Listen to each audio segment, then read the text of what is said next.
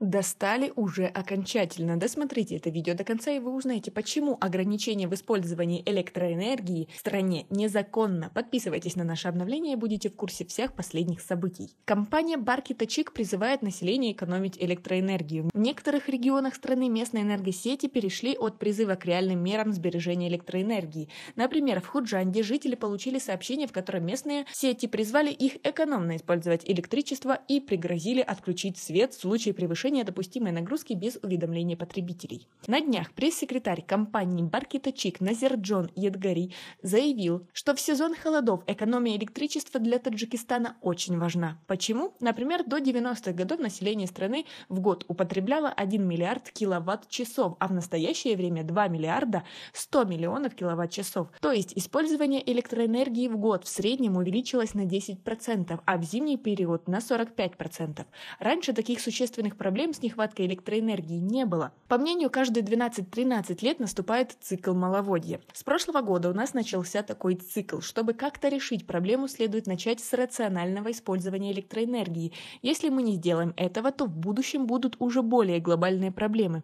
Если в 90-е годы население страны в день использовало от 1 до 3 киловатт-часов электроэнергии, то сегодня каждый абонент использует почти 20 киловатт-часов электроэнергии. Это связано с тем, что в Таджикистане нет природного газа. Люди пользуются разной техникой, которая работает от электричества, отметил Едгари. Он также добавил, что если каждый абонент ежедневно будет экономить 2 киловатт-часов энергии, то за сутки 1,5 миллиона абонентов сэкономят 3 миллиона 200 тысяч киловатт-часов. Этим количеством энергии можно обеспечить города Бахтар, Куляб или Худжанд на сутки, сказал он. Но куда еще экономнее? Жители регионов говорят, что экономят электричество и без предупреждений каких-то там организаций. Использовать дорогостоящую бытовую технику могут позволить себе немногие.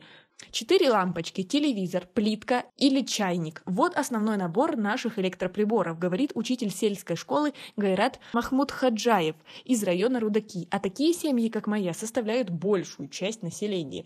По словам жительницы Худжанда Саадат Салибоевой, члены их семьи зимой живут практически в одной комнате квартиры во многоэтажном доме, поэтому не потребляют слишком много электроэнергии. Мы пользуемся электричеством, у нас нет выбора. Или нам жить в холодном доме. Ограничение – это и есть экономия, добавили жители. Вы согласны, что дальше экономить просто некуда, ведь как такового электричества у нас нет с такими-то лимитами? Вы согласны? Свои ответы напишите нам, пожалуйста, в комментарии. В Союзе потребителей Таджикистана тоже прокомментировали действия Bark Hitachi по поводу отключения электричества в случае превышения допустимой нагрузки без уведомления абонентов. Свой комментарий по этому поводу дал юрист Союза Фаридун Шаинбеков. Вопрос ограничения на использование электроэнергии потребителями четко определен законодательством Таджикистана. К примеру, в части 3 статьи 571 Гражданского кодекса Республики Таджикистан установлено, что в случаях, когда абонентом по договору энергоснабжения выступает гражданин, использующий энергию для бытового потребления,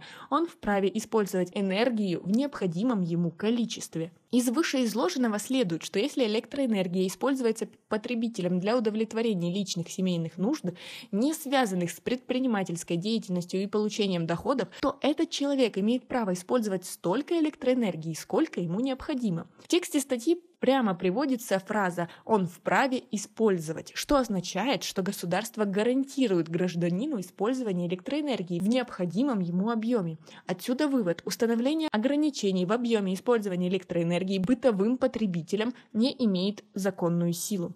При этом Шаинбеков отметил, что согласно правилам использования электрической энергии, правилам пользования электрической энергией, которые действуют с 1998 года, компания имеет право прекратить полностью или частичную подачу электрической энергии абоненту в случае превышения установленных лимитов потребления электроэнергии и мощности или нарушения установленного режима потребления. Однако в Союзе потребителей Таджикистана говорят, что эти правила устарели и противоречат Гражданскому кодексу, поэтому не имеют законную силу. А новые правила, разработанные несколько лет назад, до сих пор не приняты, сказали в Союзе. Как вы относитесь к такой ситуации? К тому, что это незаконно, к тому, что Таджикистан продает электроэнергию за границу, и что многие таджикские депутаты, эксперты выступают о том, что Таджикистан своими природными ресурсами может обеспечить всю Центральную Азию электричеством и призывают страны покупать электроэнергию. А мы что, должны сидеть всю зиму в холодной темной квартире? Как вам такое? Свои ответы напишите нам, пожалуйста, в комментарии. У нас пока на этом все. Оцените наше видео подпиской и лайком. До скорой встречи!